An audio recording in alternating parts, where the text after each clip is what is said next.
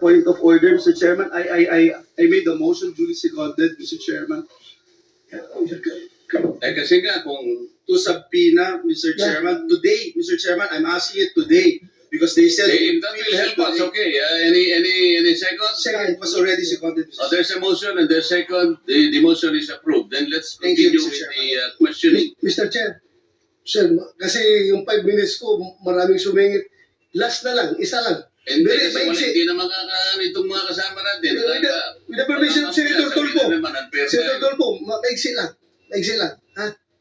Di ba, Mr. Chair? Kasi sabi ng, Mr. Chair, sabi ng COA, Teka muna, with the permission of Senator Tulfo. okay lang? Clarification, Mr. Chair. Akala ko po ako yung O nga, kayo na po ang susunod. Kaya lang, ang sabi nga, ayaw pong bumitaw. Wala. Hindi ho. Naghihintay naman po Last ako. na daw, last. Tinatanong ko Last, po last. sequence. Then Salamat, last, Mr. and then Chair. Senator Rizal. Salamat, Mr. Chair. Pagkatapos si, wala na si Senator Amy, Senator Rafi.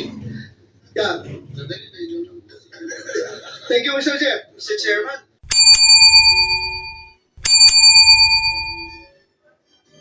Because malalaman po namin yun eh.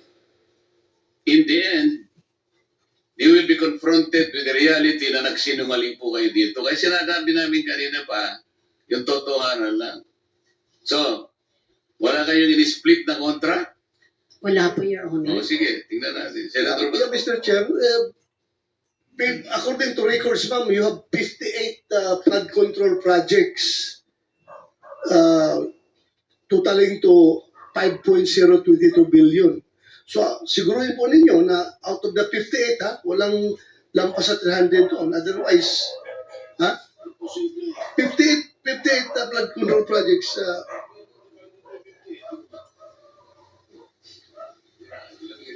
Dali lang. Mr. Chairman, imposible. 5 billion 5 billion divided by divided by 58. 58. Let me help you, madam. Thank you, Your Honor. 2024, ilan po ang flood control projects ninyo? 2024, last year. I'm not aware po sa numbers, but since 20... Hindi po kita matutulungan kung hindi nyo alam. Yeah. 2024, ilan po yung projects ninyo? Lahat. Sa flood control projects po, from 2022 to 2024... Hindi na 2024 lang para sandali lang tayo. I cannot recall for... O yun na yun, 2025, ilan ang pinoprosecute ninyong flood control projects? Sa ngayon pong 2025, wala pong na-award Wala kayong project ngayon. sa flood control po, Your Honor. 2024, hindi ba ma-recall? Yes, what I prepared is only from 2022 to 2025 that we have 58 flood control projects po, Your Honor. Were you able to execute several projects at the same time? Halimbawa, sa isang taon, 10 ang inyong ginagawa. Pwede ba yun? Yes po, Your Honor. Okay. Sabihin na lang natin 10 ang projects nyo in 2024.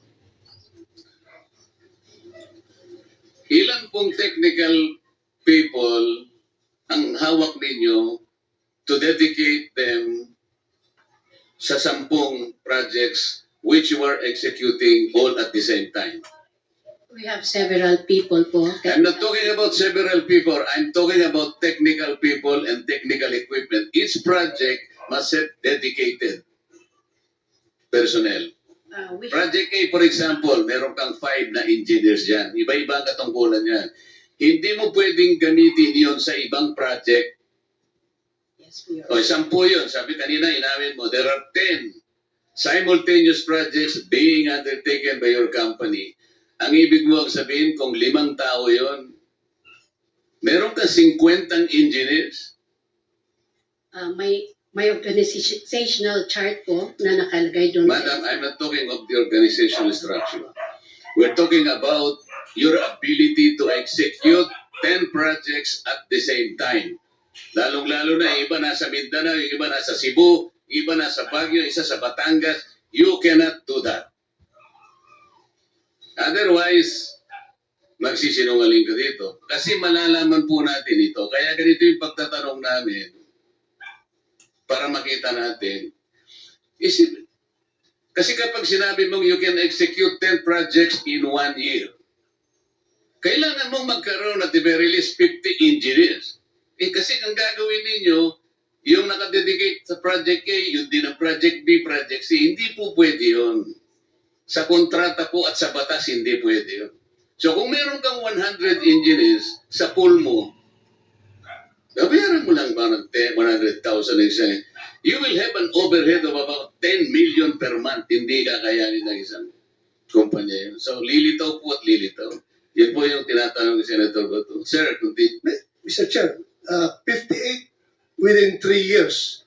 So hindi lang 10 yan kung divided by 3 yung 58. Example pa. Thank you. 10 example lang, sasabit ka na.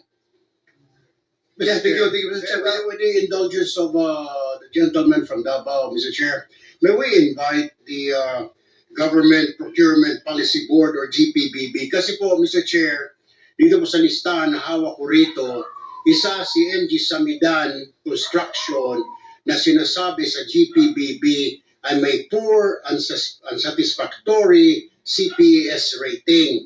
Yan po ang sabi at ilan pa mga kumpanya rito. So can we invite them? Kasi ang tanong po, na blacklist na pala ito kasi ang sinasabi po dito, ang guidelines po ng GPBB, pag ikaw may unsatisfactory na performance or poor CPS rating, dapat ikaw ay not allowed anymore to join and receive flood control projects. So may we invite this board para magpaliwanag kasi kasama po si Samidan dun, sir, na sinasabi na had poor, unsatisfactory CPS rating at iba pang kumpanya, Equiparco, kasama din po, Tiki, Alertiki, Hightone, Road Edge, Sunwest, Legacy, EGB Construction. Ito po kailangan ho siguro magpaliwanag dito bakit pinapayagan na makatanggap ng flood control projects when in fact they were already deemed yung kanilang proyekto unsatisfactory, Mr. Chair, at bakit nakakuha pa rito ng proyekto mula sa DPWH, Mr. Chair. So may we invite the GPBB to join us on the next hearing, Mr. Chair. Yes, Mr. Senator. And before we continue, let me acknowledge Senator Mark Villar's presence. So, continue, Senator Bato. Yes, You last still, question, Mr. Chair. Last question. You still have 1 minute. Yeah. Andito bang COA? Sinong COA representative? Morning po, Your Honor. Yes, ma'am. This is on ghost projects already paid. BIR Commissioner Romeo Lumagi Jr. said contractors found guilty of under-declaration or evading taxes will not be issued updated tax clearances, effectively disqualifying them from future government projects and suspending settlement of their current contracts.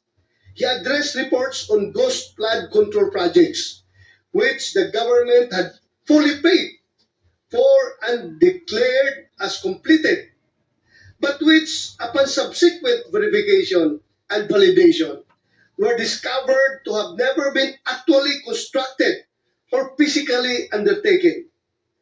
Malinaw na sa BIR report na ito na may mga proyektong fully paid pero hindi naman ginawa. Paano nakakalusot ito sa inyong post-audit at bakit hindi kaagad nakikita bago ma-release ang final payment? Can you respond to that, Mr. Chair? Your Honor, the audit team or the audit teams under the DPWH has already issued notices of disallowances based on the absence or non-submission of the disbursement vouchers and doon din po sa mga may technical deficiencies noted by the audit teams po.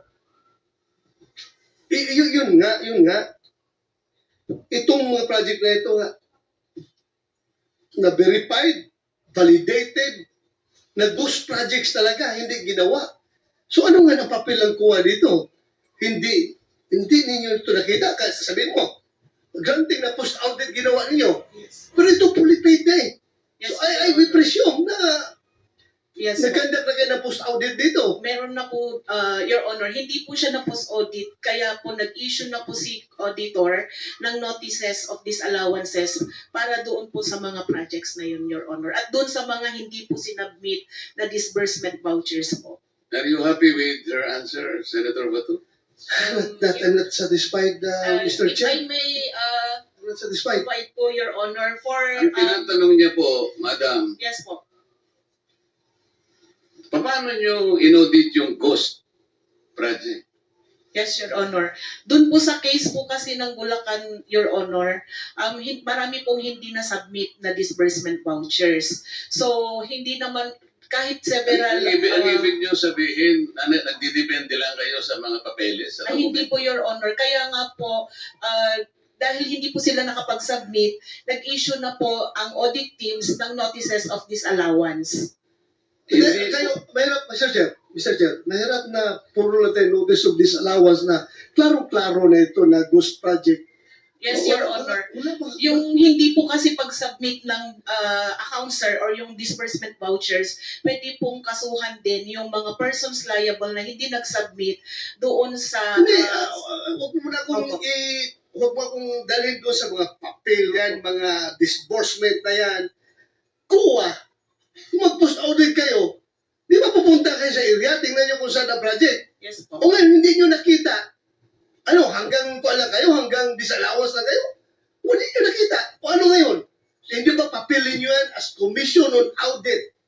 Na mag-file lang kaso? Yes po, Your Honor. Yun po yung susunod na Ay, hakbang. susunod po kayo. ng COA. Kaya na, naubos na ang pera ng gobyerno ito, nabayaran na lahat itong project na ito na hindi nagawa. Tapos ay susunod pa. I am so, alam mo, mga tao na nanonood sa atin, sabihin nila, kaya pala naglipa na yung ghost projects dahil ang kuha, kabagal kumilos. Hindi po, Your Hindi. Honor. Gusto ko lang pong iklaro na yun pong sinasabi nating Ghost Project na isa po sa mga nabisita ay 2025 transactions po siya. At declared po siya na completed as of July 2025. Yun pong disbursement vouchers po niya ay hindi pa po due for submission noong August po na unang So, hearing natin. Kailan ninyo mapapailan na kaso ito? Because the people are impatient. The people are impatient with all this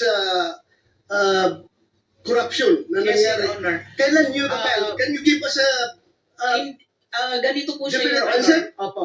Ganito po siya. Di ba po kasama po siya doon sa ating special audit. Sa ngayon po, pina-finalize po yung audit highlights natin sa special audit. Doon po sa audit highlights, alam mo yung yes, mga, Your mga Honor. tao Opo. nakikinig sa atin Yes ngayon, po. hindi papasok sa utak nila yung special, regular audit or what. Yes po. Ang tanong ko sa iyo, kailan nyo ito mapailan na kaso? The soonest possible time po, Your Honor. What is the soonest time? Dahil i-issue po ngayon yung ating Kaya, what is the soonest time? Estimate. this month po, Your Honor. This month. Opo. Mapailan nyo ito ng kaso. Opo. Ngayon, sino ang pwede nyo mapailan ng kaso? Sir, based po doon sa audit, sir, yung mga yung mga persons liable po, pwede pong management officials ng DPWH at ganun din po yung mga contractors po. Mr. Chair, so this month, Interjection, Mr. Chair. if I may, excuse me, akala ko ba meron time limit dito kasi marami pong mga nakapila, 1, 2, 3, 4, 5, and then by 2 o'clock ano na tayo, adjourn. So, As a matter of fact, your paano 5 natin minutes ma- sir, is finished already. So, okay. thank you, But thank you, may Mr. I interject with the indulgence of Senator Bato, Mr. Chairman? If I may, in the same topic, Mr. Chairman, with regard to COA reports, Mr. Chairman, if I may, just a few queries, Mr. Chair. Where is Yeah. na? Kasi Yes, Mr. Chairman, because I heard, because I'm sure a lot of our people are listening and watching. Very interesting yung ni-raise ni Senator Bato. Ma'am, from COA, what's the difference between fraud audit and yung audit highlights? At binabanggit nyo, matatapos na po ito. Is that correct? Because that's the reason why the chairperson of COA is not here today because he's finalizing it today. Am I correct, ma'am? Your Honor. Opo. Yung fraud audit po, ang result po ng kanyang or report po na lalabas ay yung pong audit highlights po natin. The audit highlights would contain the significant or yung key takeaways po doon sa ating fraud audit, wherein the nature of the alleged fraud and the persons liable at saka yung mga nag-gathered po na evidence ang lalamanin po ng ating highlights. Kailangan po ng due process, sir, kailangan po munang ipareceive doon sa mga persons liable para po mag-comment po sila at magbigay din po ng kanilang panig. Yes, now I understand, okay? So, si Senator Bato, tinatanong niya yun, dun sa audit highlights, dun makikita yung nature ng alleged fraud, yung evidence gathered, and the parties involved. Am I correct? So, matatapos na po yan. Mr. Chairman, if I may respectfully move that we subpoena itong binabanggit ng ating guest from COA, yung matatapos nila na fraud highlights, immediately i-furnish ng copy itong Blue Ribbon Committee, even, Mr. Chairman, even while awaiting the response of the respondents. And also, once they responded, Mr. Chairman, we'd also like to subpoena the copies of the responses of the respondents as soon as they are submitted to COA. I so move, Mr. Chair. Mr. Chair, Mr. Chair, excuse me, Mr. Chair, because the last time I was here, I was only allowed 2 questions by you, and yet mga kasamahan ko dito, in bilang respeto sa mga kasamahan ko, they were allowed na 1 to sawa. Dapat maging fair ka, Mr. Chair. Pag sinabi mong 2 questions, 2 minutes talaga, you have to stick with it. You're not being fair, Mr. Chair. I am fair kasi nandito kasi. No, kasi nung last time sabi mo sa akin 2 questions lamang. Sabi mo 1 question. Sabi ko, tinitipid mo ako, sabi mo 2 questions. And now, pinapayagan mo kahit na ilang questions. Be fair, Mr. Chair. Teka muna, bago tayo magkaroon ng impression na walang fair dito. Noon, sinabi ko na in the earliest statement na nag-uumpisa tayo noon, kinakailangan nating mabakate ang plenary at exactly 2:15. Kaya tayo nagmadali. Kaya naman sabi ko sa inyo, pasensya na muna. Ngayon, sa dami ng gustong magtanong, kaya binigyan natin ng tigpa 5 minutes ngayon. Kaya lang, I am following a schedule here. Ito pa yung nandito kung wala na si Senator Marcos. Tapos ka na. Mr. Chair, Mr. Chairman, I made the motion, Mr. Chairman. I have a pending motion, Mr. Chair. I second the motion. And Hindi, kasi tapusin muna natin yung bitin na kasi hindi tayo, na para tayo nagpapatintero, Madam Kowa Ang tinatanong napakasimple lang, paano yung inaudit yung cost? Bago po bayaran ng COA yan, pipirma ang resident auditor. Pati yung area auditor ninyo, meron kayong area director Ibig nyo sabihin na bayaran ito no walang pumirma na auditor? Your Honor, ganito po yung procedure natin. Wala na po tayong pre-audit, kaya po ang nagbabayad ay ang pumipirma na lang po. Wala akong pakialam sa pre-audit. I'm not asking you about the pre-audit. Meron kayong post-audit Yes, Your Ito Honor. nangyari, ghost project Opo. Tapos na tapos pero walang nangyari. Ang tinatanong namin sa'yo, sino ang pumirma? Bago mapirmahan nyo, merong certificate of acceptance, merong certificate of completion, pipirma ang resident auditor. Hindi po pipirma ang resident. Ano ang gagawin ng Your COA? Honor. Post-audit nga lang po. Kaya po, Ano nga yung post-audit? In your charter, Opo. magkaintindihan tayo. Ito yung inyong charter, sample of services listed in COA Citizens Charter. Financial audit, performance audit, compliance audit, fraud audit, special audit, notice of disallowance, notice of charge, notice of suspension. Among these, alin ang akma doon sa performance ng contract? Opo. Nasaan kayo? Papasok po siya sa compliance, sir. Sus Mariosep, Opo. wala nga compliance Ganito po, Your Honor, marami pong observation ng mga auditors natin pagdating po sa compliance nila sa procurement. Sinong mag-a-avail ng compliance? Sino yung auditee? DPWH po sa case po natin ngayon, Your Honor. So anong nangyari? Marami pong observation ng mga auditors natin, sir, pagdating po sa compliance nila. Kapag ba ang chairman mismo pumunta rito, he can present better questions than you, answers than you? Pareho lang din po yung isasagot, Your Honor. Kasi ganun Pareho ang po isasagot? natin. Opo. Sandali lang. Let us follow the... Mr. Chair, Mr. Chairman, Mr. Chair. I'm now being tempted to raise a point of order, Mr. Chairman. I made a motion duly seconded, Mr. Chairman.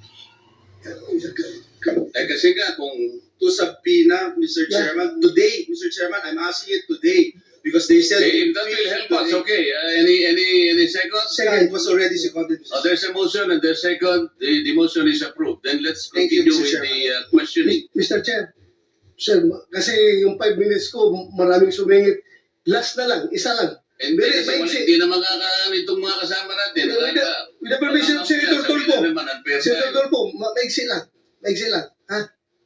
Di ba, Mr. Chair? Kasi sabi ng, Mr. Chair, sabi ng COA, Teka muna, with the permission of Senator Tulfo. okay lang? Clarification, Mr. Chair. Akala ko po ako yung... O nga, kayo na po susunod. Kaya lang, ang sabi nga, ayaw kong bumitaw. Wala Hindi ho. Naghihintay naman po Last ako. na to, last. Tinatanong ko Last, po yung last. sequence. Then Salamat, last, Mr. and then Chair. Senator Risa. Salamat, Mr. Chair. Pagkatapos wala na si Senator Amy, Senator Rapi. Yeah. Sandali na yun.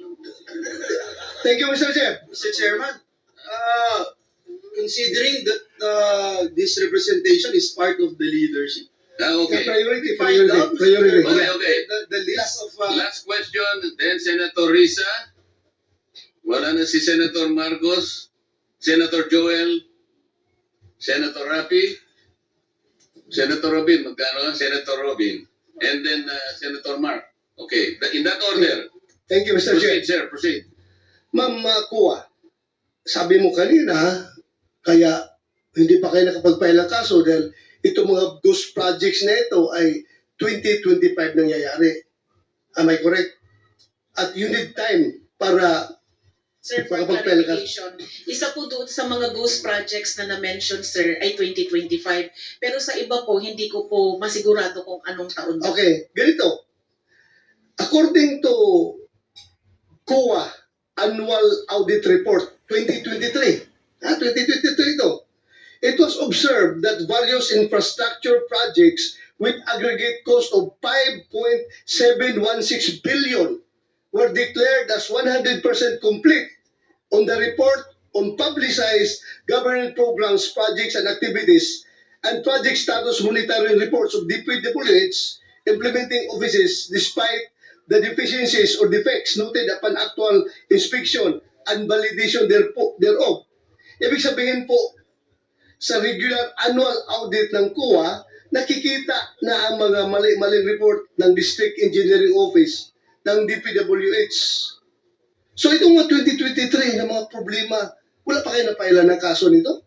Your Honor, yung iba po dyan kasi, kinorek na nung contractor yung mga noted deficiencies. Yung iba naman po, nagbayad na po yung mga persons liable. At doon sa mga nakorek, kahit nakorek po, meron din pong mga pinataw or nakolektang liquidated damages po. So, meaning wala talaga nakasuhan kasi naayos nila. Naayos nila ito lahat. Kasi 5.716 billion pesos na projects. Sabi maraming deficiencies. Tapos So, yung wala total- nakasuhan. Yan po yung total contract cost, Your Honor, yung 5.7. Yes. Opo. So wala nakasuhan ito. Itatanong ko po kasi, Your Honor, consolidation po yan sa lahat ng regional and district engineering offices. Yes, I hope, ma'am. That's your Opo. mandate. That's your mandate. Kukunin po namin sa mga regional auditors Yeah, po gawin natin po ninyo. kung meron po silang mga pinailan po para po dyan. Salamat, ma'am. Thank you, Thank you very much. Mr. Chair, I'm done. Thank you, Maraming salamat. Senator Risa. Your turn. Salamat po, Mr. Chair. So, Ms. Sara Diskaya, nasa garahe niyo pa po ba yung mga sasakyang iyon? Pag chinek po ngayon, andun pa rin po, tulad nung sinabi niyo sa mga interviewers? Yes po. And sabi niyo po kasi sa kanila nung interview, 40, ngayon 28. Ilan ba talaga ang sasakyan niyo? Kasi kasama pa yung mga service cars ng mga employees ko that is owned by the companies. So, ilan po yung mga sasakyan na sa inyo at inyong pamilya? 28. 28. Oh, napakarami pa rin po. Okay. Sa